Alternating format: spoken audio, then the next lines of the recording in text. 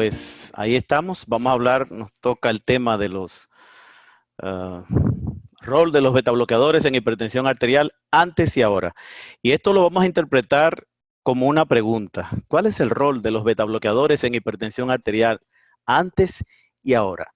En el desarrollo de la charla le diremos por qué la pregunta y al final pues daremos la respuesta. El doctor Cotto pues nos adelantó de los betabloqueadores, grupo de fármacos que tienen un bloqueo, producen un bloqueo competitivo irreversible de aquellas acciones de las catecolaminas a través del bloqueo de esos receptores beta-adrenérgicos, y en la historia también nos las detalló, que comenzó con el farmacólogo norteamericano Raymond Alkis y nos dijo la historia del pronetanol, que fue el precursor, pero que nunca llegó a utilizarse en la etapa clínica porque era carcinogénico. Y ciertamente corresponde a Sir James Black, quien descubre el propranolol escocés, que aparte del whisky y el golf, porque fue egresado de la Universidad de St. Andrews, donde está el primer campo de golf en la historia. Si el doctor Claudio Almonte está en la audiencia, seguro que lo va a recordar. Y le dieron en el 88 el premio Nobel. Lo interesante es que estas sustancias tienen los betabloqueadores más de 50 años. Desde 1964 al 2020 van 56 años. Muchos de los que están en la audiencia no habían nacido cuando nació el propranolol. Y lo interesante es que es un grupo diverso. Y como es diverso, comparten características que les son comunes, pero no todos son iguales. Como los 5 dedos de la mano, todos son iguales, pero todos son diferentes. Y eso lo veremos en el transcurso. Sus efectos cardiovasculares, vamos a la escuelita, todo el mundo lo sabe: disminución de la frecuencia cardíaca, la contractilidad y la velocidad de conducción. Pero eso es beneficioso, no todo es malo. La disminución de la frecuencia cardíaca es capital. Una frecuencia cardíaca elevada pues acelera aterosclerosis y acelera lo que es el consumo de oxígeno. Y por esa propiedad, sobre todo, una de las primeras utilizaciones de los betabloqueantes fue en cardiopatía isquémica, porque disminuyen el consumo de oxígeno.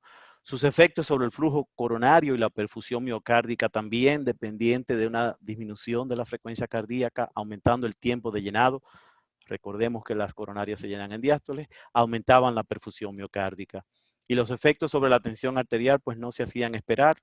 Al disminuir el gasto cardíaco y la resistencia vascular periférica y bloquear la liberación a nivel de las terminaciones presinápticas de noradrenalina, pues se bloqueaban esos estímulos simpáticos e indirectamente el sistema renina-angiotensina-aldosterona, todo esto beneficioso para condiciones cardiovasculares implicadas tanto en hipertensión como en falla. Todavía el 90% de los pacientes hipertensos siguen siendo pacientes de etiología primaria, idiopática o desconocida. Lo que no ha cambiado es que todavía los principales mecanismos implicados en su producción son la retención de sodio y agua, la estimulación del sistema nervioso simpático y la estimulación del famoso sistema renina-angiotensina-aldosterona. Y precisamente la acción de estos beta bloqueantes es bloquear el sistema nervioso simpático, y como vemos ahí en el recuadro nos hace entender mejor y recordar que cuando bloqueamos el sistema nervioso simpático, por un lado disminuimos lo que es frecuencia cardíaca, baja el gasto cardíaco. Al fin y al cabo la hipertensión es el producto del gasto cardíaco aumentado y o la resistencia por la resistencia periférica. Al disminuir la misma contractilidad, pues se disminuye el efecto de vasoconstricción y indirectamente también se hace un poquito de acción. El sistema nervioso simpático estimula la liberación de renina y entonces estaríamos bloqueando el sistema renina-angiotensina-aldosterona. Estas acciones las hace también a nivel de disminuir el AMP cíclico, la fosforilación de troponina, la entrada de calcio citosólico a la célula y la actividad de cerca, también una enzima transportadora de calcio. Y muchos tienen un mecanismo que es vasodilatador directo. No solamente el bloqueo de la entrada de calcio, sino que muchos son productores de óxido nítrico, aquel factor de relajación derivado de endotelio, y el bloqueo de las especies reactivas de oxígeno, ROS, con acción antioxidante. Y por todo esto producen vasodilatación. Pero el otro gran grupo de aplicaciones de los betabloqueantes lo es su efecto antiarrítmico. Muy importante, decíamos que disminuía la contractilidad, pero aumentaba el tiempo de conducción a través del nodo AB, y eso es importante sobre todo con la arritmia más frecuente, la fibrilación auricular, que también tiene mucho uso. Muchas son las clasificaciones de los beta bloqueantes, desde cardioselectivos, no cardioselectivos, lipofílicos, no lipofílicos, pero la más socorrida para entender y más fácil es lo de primera generación, segunda generación y tercera generación. No vamos a abundar, pero sí recordar que el ejemplo o prototipo típico de los beta bloqueantes de primera generación lo es el propranolol. Con una sola cosa, vamos a decir, del propranolol, quizás en su tiempo, y todavía es así, ha sido la sustancia en cardiología que más aplicaciones y usos fuera de la cardiología tiene. Porque no solamente en condiciones cardiovasculares como hipertensión o falla, sino que se usa en las crisis del feocolmocitoma, profilaxis de migraña, estados de ansiedad, hasta el temblor idiopático y para el control de la hipertensión portal, pacientes con varices esofágicas, entre otras. De manera que eso todavía es así. Interesante el propranolol. Los de segunda generación, atenolol es más viejo y con el cual se hicieron muchos estudios y muchos ensayos y en los últimos 10 años pues no le fue tan bien. Metoprolol, el invitado de esta noche. No diremos nada de metoprolol, yo creo que el doctor Cotto lo dijo todo. Excelente, y hablaremos de eso y falla ya de parte del doctor Duarte. Bisoprolol y esmolol, que tiene la facilidad que se usa endovenoso y es buen antiarrítmico. Lo interesante es que la disminución del uso de atenolol por problemas de los ensayos que iremos explicando en la charla, pues sí hizo que creciera el uso de más metoprolol y más bisoprolol. Y finalmente los de tercera generación, carvedilol, nebivolol, labetalol, son los exponentes, son los denominados donadores de óxido nítrico, son también vasodilatadores. Bueno, pues vamos a entrar en lo que nos toca realmente. ¿Qué ha pasado a través de estos 50 años de uso de beta bloqueadores? ¿Cuáles fueron sus indicaciones y en qué han cambiado? Y ahí vamos a ver qué dicen los ensayos y qué nos dicen las guías. Lo primero es que fuimos a la base de datos de Cochrane y se hicieron unas revisiones, sobre todo cuando se utilizaban los betabloqueadores como primera línea y se hacían ensayos, la sustancia contra placebo. Este tipo de ensayos está prohibido hoy día, se consideran antiéticos. Y ciertamente si los betabloqueantes cuando se empezaron a utilizar como medicamentos de primera línea no afectaban la mortalidad total, pero sí conferían una protección contra el ACV, el stroke, y sí conferían una protección en cuanto a la disminución de eventos cardiovasculares. Eso es importante. Estudios viejos, pero siempre vigentes, como el Stop Hypertension, con metoprolol y atenolol, pindolol versus placebo, en ellos también se demostraba consistentemente que el beta bloqueador disminuía lo que era el ACV fatal y no fatal, disminuyó infartos y disminuyó muerte cardiovascular. Ojo, que una cosa es cuando comparamos una sustancia antihipertensiva con otra sustancia antihipertensiva, donde una puede ser más eficaz, lo que ha pasado en el futuro con atenolol, sobre todo como beta bloqueador, pero ellos también han demostrado que disminuyen eventos cardiovasculares. Eso hay que tenerlo pendiente. El estudio MAFI, beta bloqueador metoprolol versus diuréticos tiacídicos, igual disminuciones de la tensión arterial, pero en el grupo de los beta bloqueantes, menos eventos cardiovasculares y menor mortalidad total. El estudio CAP se comparó captopril versus beta bloqueador. Era el tiempo del nacimiento del captopril y realmente aquí no hubo diferencia estadísticamente significativa en cuanto a la prevención de eventos cardiovasculares en ambos grupos. Ambos fueron igual de eficaces. Es lo que posteriormente llamaríamos un estudio de no inferioridad. Si no demuestro que soy mejor que tú, por lo menos no soy inferior que tú. Y en el estudio UKPDS, el clásico del estudio británico en pacientes diabéticos, donde se comparaba también contra un IECA, en este caso captopril, el primero de esa lista, y vieron que la efectividad del beta bloqueador era similar a la del beta bloqueador atenolol. En este caso, de nuevo se compara captopril contra atenolol, que fue el primero del grupo de los cardioselectivos beta 1. Por eso se acumularon argumentos en favor de su uso por la disminución de la mortalidad demostrada, efectos benéficos en insuficiencia cardíaca, reducción de las complicaciones de la cardiopatía isquémica, efecto protector en contra de la fibrilación ventricular, antiisquémico, y reducción de la fijación de lípidos oxidados a los proteoglicanos. Pero toda moneda tiene dos caras y vamos a ver la otra cara de la moneda. Fueron estudios negativos y esos estudios negativos son de hace una década también, aproximadamente hace 10 años, en los últimos 10 años, 12 años, pues todo comenzó con el estudio LIFE, con el nacimiento del ARA2 losartán, donde losartán fue más efectivo en la prevención del accidente cerebrovascular y más efectivo en el combinado de ACV, infarto y muerte frente a atenolol. Ahí vemos el punto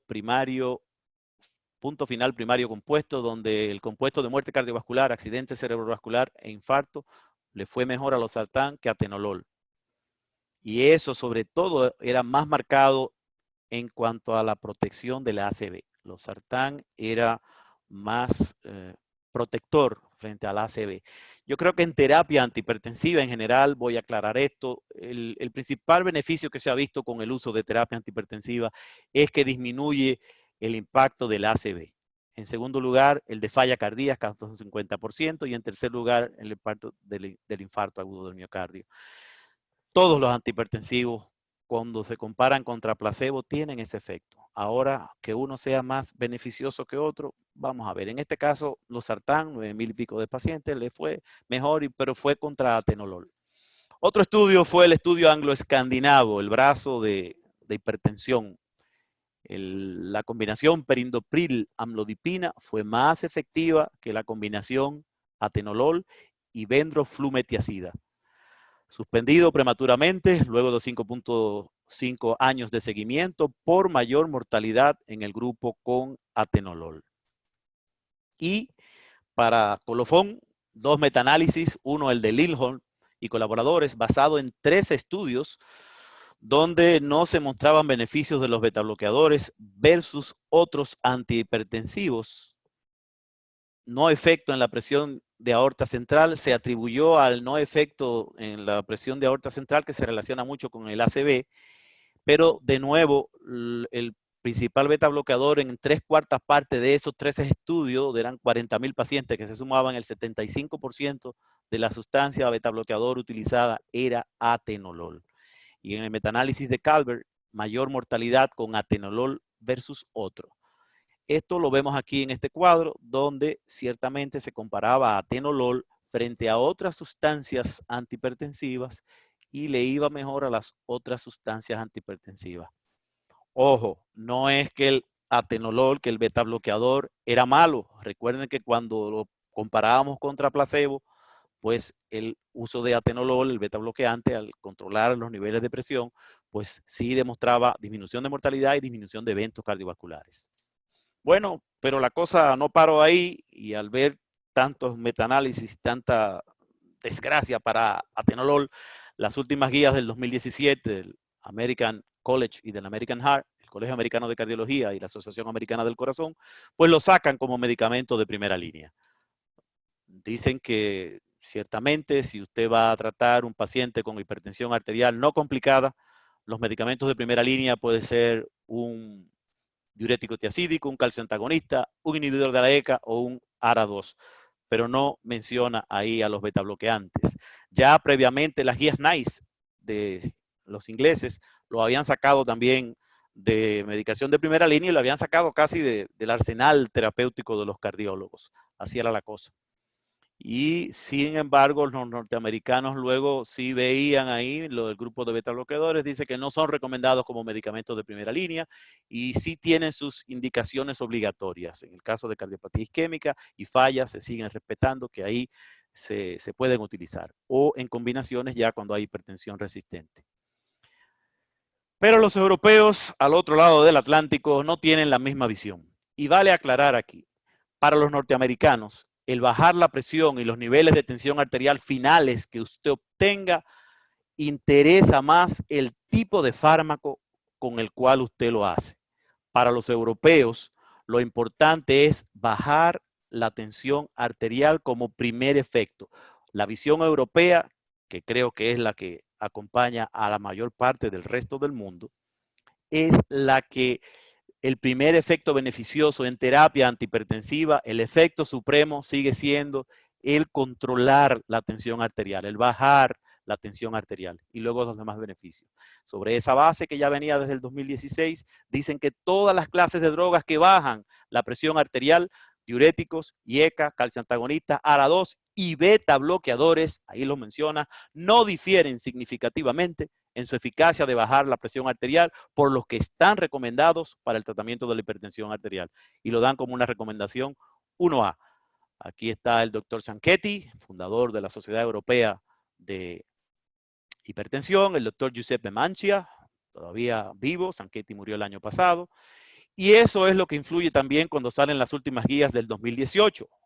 Son quizás la respuesta a las guías norteamericanas del 2017 y dicen los europeos que entre todas las drogas antihipertensivas, inhibidores de ECA, bloqueadores ARA2, beta bloqueadores, ahí lo mencionan, calcioantagonistas y diuréticos, han demostrado que son efectivos en la reducción de la presión arterial, en el control de la presión arterial y de eventos cardiovasculares. Por tanto, son medicaciones que hay que tener como arsenal en nuestra estrategia para el control de la hipertensión arterial. Recomiendan muchas combinaciones para la mayoría de los pacientes y que incluso puede ser una combinación desde el primer paso, por ejemplo, en el caso del 160-100, el hipertenso estadio 2, ahí van con los norteamericanos. De manera que recomiendan los betabloqueadores en combinación y los consideran porque, vuelvo y repito, la visión de la Sociedad Europea de Cardiología, Brian Williams,